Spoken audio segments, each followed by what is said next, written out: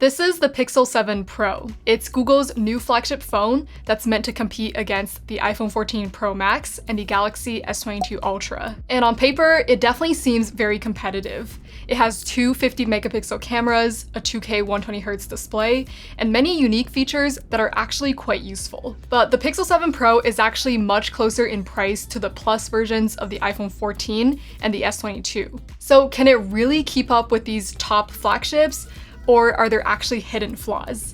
Let's take a look. The Pixel 7 Pro is definitely not lacking in terms of its build quality and design. It has a glass front and back with an aluminum frame and camera bar. The aluminum frame and bar are pretty good at resisting fingerprints, which is nice, but the back glass is just a bit too glossy for my liking. It catches a lot of fingerprints, way more than the matte glass back of the iPhone 14 Pro Max and the S22 Ultra, and so the Pixel very quickly starts to look unappealing when I'm using it without a case. And as for the color options, so in addition to the black one here, there's also the white one, which does look quite nice, and this green color, which I'm not the biggest fan of. However, what I really like about the Pixel's design is that it's rounded on all the edges, which is unlike the 14 Pro Max with its sharp side edges and the S22 Ultra with the sharp corners. So I actually find the Pixel 7 Pro to be the most comfortable to hold. And it's also by far the lightest one out of these three, and I definitely prefer that. It's much easier to use lighter phones with just one hand. And the Pixel's camera bar design does help it wobble much less when I'm just using it laying on the table, compared to the other phones with the large camera bumps. And the screen of the Pixel 7 Pro is also really good. It's a 6.7-inch LTPO 120Hz OLED display with a 2K plus resolution and 512 pixels per inch. So it pretty much has the same resolution as the Pro Max and the Ultra, and technically it has the sharpest screen, although you won't really be able to notice any difference in real life. In terms of the peak brightness, the Pixel 7 Pro can go up to 1500 nits, which is not as bright as a Pro Max at 2000 nits and the Ultra at 1750 nits. But I don't think this difference is too big of a deal. The Pixel screen is still more than bright enough, even during very sunny days. And just like the other two, the Pixel has an IP68 water and dust resistance rating, but its fingerprint sensor is optical instead of ultrasonic like the one on the S22 Ultra. The optical sensor is slower, and it also doesn't work as well if your finger is wet or has dust.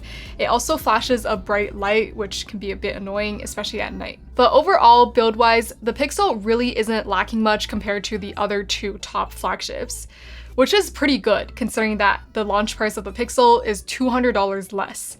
And it also goes on sale quite often. Sometimes you can even get it for $750, which is even less than the small iPhone 14. Okay, and now let's take a look at the cameras of these three phones. So the Pixel 7 Pro has some really good cameras. I think its main lens is pretty competitive against all the other best phones out there. The main lens is 50 megapixels, and it does take some pretty detailed photos. Even zooming in 2 times still produces good results, just like the 48 megapixel iPhone and the 108 megapixel Samsung lenses. But with the default camera app, there isn't a way to actually take a 50 megapixel photo, which is a shame. We saw how much the 48 megapixel mode improves the photo on the iPhone, so I think there's definitely some wasted potential here. But just as is not bad at all, and in low light, it has pretty comparable level of noise against the other two flagship phones.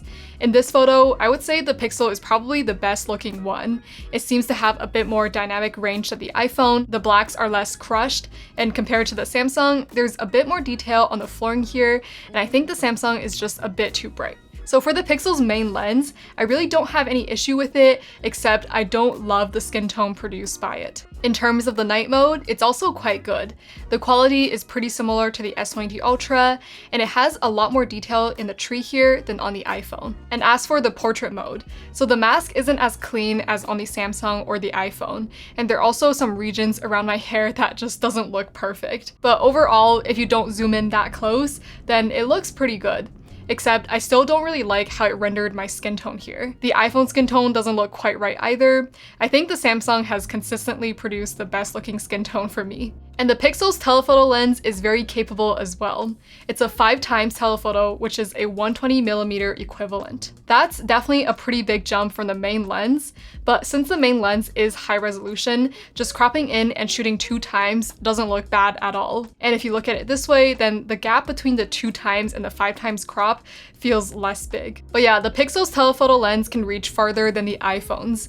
And the best part is that the 5x lens is a high resolution sensor as well at 48 megapixels. So even when cropping in and shooting at 10 times, it still looks pretty decent. Of course, it's not as good as the dedicated 10x telephoto lens on the S22 Ultra, but having just a single telephoto lens, I think it's a pretty nice setup that gives you quite an impressive reach. Also, the Pixel's telephoto lens really flares when shooting at lights, which might be a look that you're into, but it can definitely be annoying at times. Okay, and the weakest link in the Pixel's camera system is its ultra-wide lens. In lower light, it really cannot keep up with its main and telephoto lens, and it just looks like it lacks a lot of dynamic range.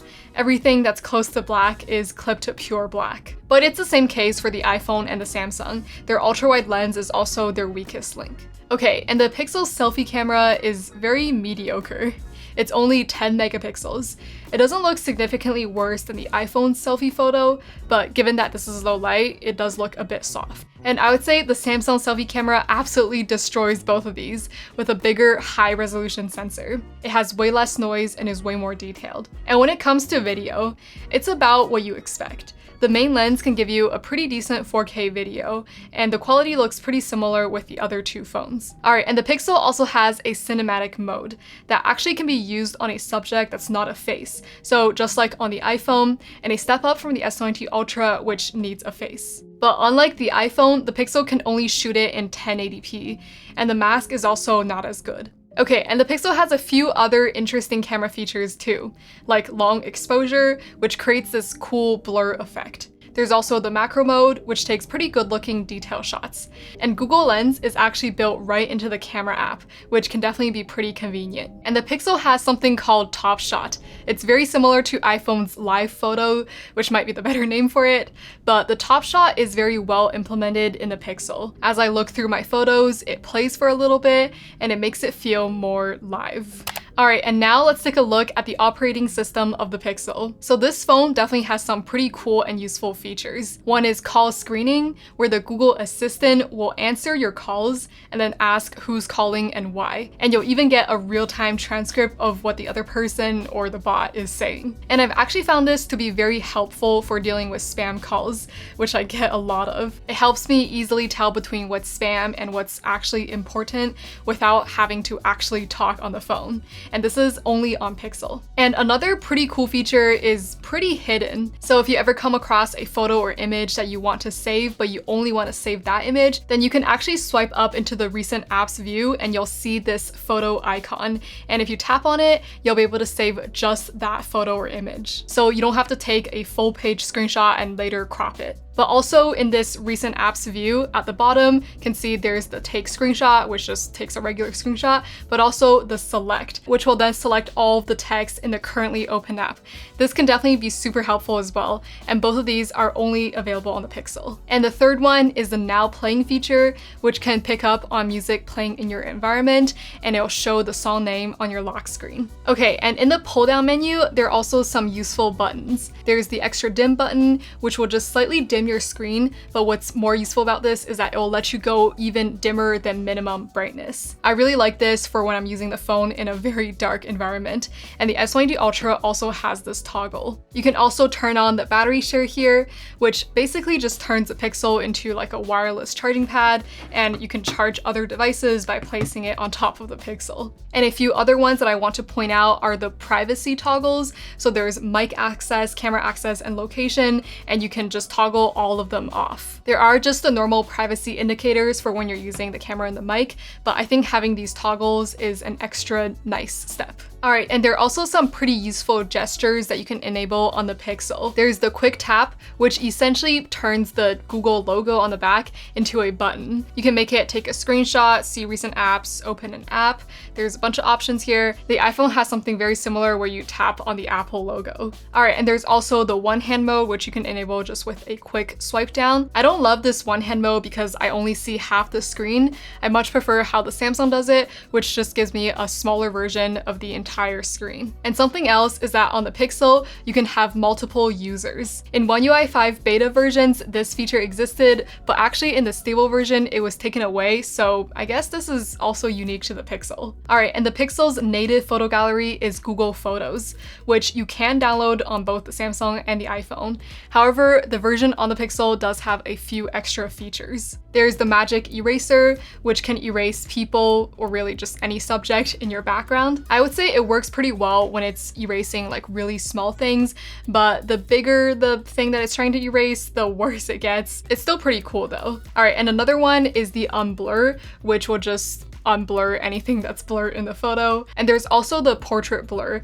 which will just add a blur effect even if the photo isn't taken in the portrait mode. And yeah, it is pretty cool. Sometimes I do like using this to just make my photos look a bit better. And built right into the Google Photos app is Google Lens. You can use this to pick up on text and then select it and copy it, also translate. But what's really cool is that it can also search whatever's in your photo. And it gives pretty accurate and relevant results too. And I found that in general, when using the Pixel 7 Pro, unlike last year, it's not really buggy. I also haven't really seen any reports of it being buggy, so I think it's fixed. But anyways, so using this phone feels great. There are very good haptics and the animations are actually really nice.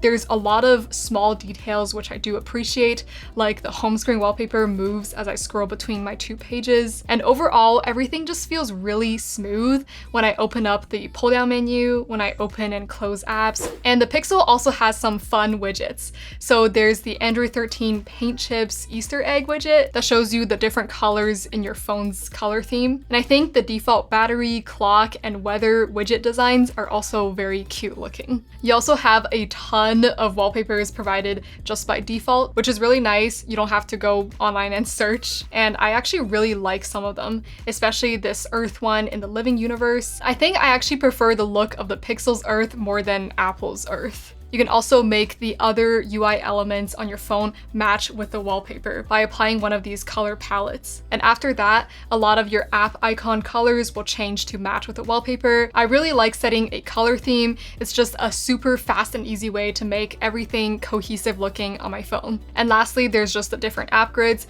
There's a few different options to choose from here, but I just have it set on the 5x5 grid. There's one thing that I really don't like, and I was actually quite shocked to find out that you cannot remove this at a glance thing at the top and the Google search bar at the bottom. And even when I turn off the at a glance thing, the date still remains there. I feel like this just doesn't make sense at all, and it really feels like Google is just being shoved in my face, which is just not a good feeling. Even though I am very much a Google user, like I use Chrome pretty much every day, but it still doesn't feel good that I cannot remove these two things. And another downside is that compared to the Samsung and the iPhone, the Pixel is definitely missing out on some good features. There's pretty much no customization options for the lock screen or the always on display.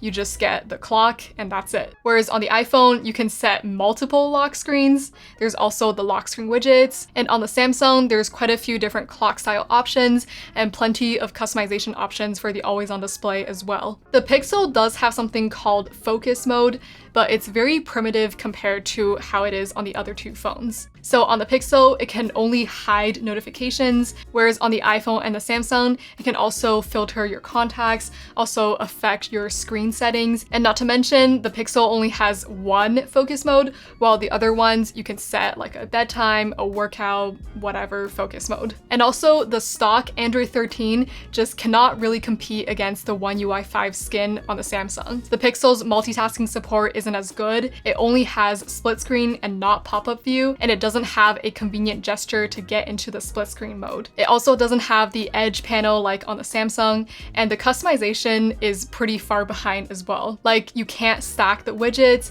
you also can't set individual call backgrounds for your contacts, and there's also obviously no access to the Galaxy Store, so missing out on the themes and also the Good Lock app, which is very good for customization.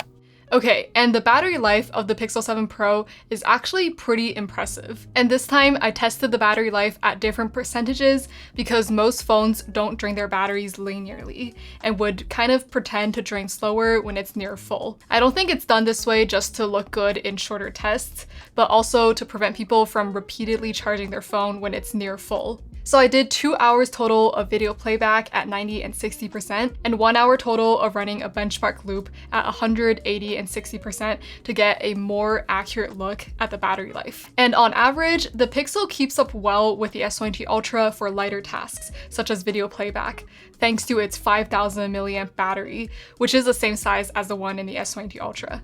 The Pixel used on average 8% in 1 hour of video playback, but for these lighter tasks, the iPhone is quite a bit more efficient, averaging only 5% drop in 1 hour for the same task. So the Pixel's not as strong, but it'll definitely still be able to last all day, and it has been able to do that for me. And when it comes to more heavy tasks such as gaming, the Pixel also does surprisingly well, at least in terms of the battery life. In all 3 runs of the 3D Mark Wildlife Extreme Stress Test, it consistently used less battery than the S22 Ultra, averaging around a 7.7% drop per 20-minute run, as opposed to an 11% drop for the Samsung. And this actually matches the iPhone in terms of the battery drain.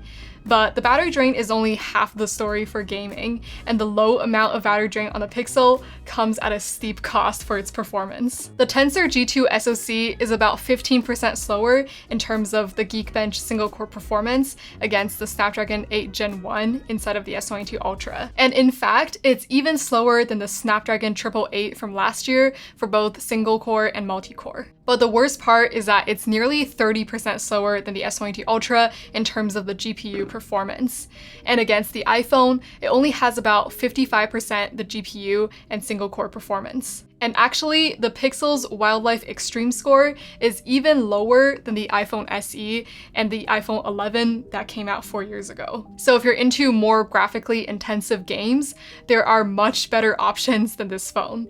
Even the regular iPhone 14 and the S22 are much faster than it. However, in day-to-day non-gaming use, the Pixel 7 Pro doesn't feel noticeably slow, and surprisingly, given its benchmark score, it's not terribly inefficient. Overall, I would say it feels pretty similar to the other flagships in day-to-day non-gaming use, but in the future, if common apps become more demanding to run, then the Pixel will definitely be the first one to fall. Alright, so overall, the Pixel keeps up with these top flagships in terms of its overall design and build, and also the cameras. But the Tensor G2 is just not very competitive, and it's a slow SoC for gaming. Another thing that you might not like, I certainly don't, is that the stock Android 13 is much less customizable than Samsung's One UI. But there are some pretty nice Pixel-only features like call screening. The Pixel's launch price is $200 cheaper than the other two, and sometimes you can get it for even less. So overall, as someone who doesn't really do any heavy mobile gaming, I think the trade-offs are okay. And with 5 years of software support, I would say the Pixel 7 Pro is a pretty decent phone for its price. Alright, that's it for this video. All of the related links will be down below, and here's another video that you can watch.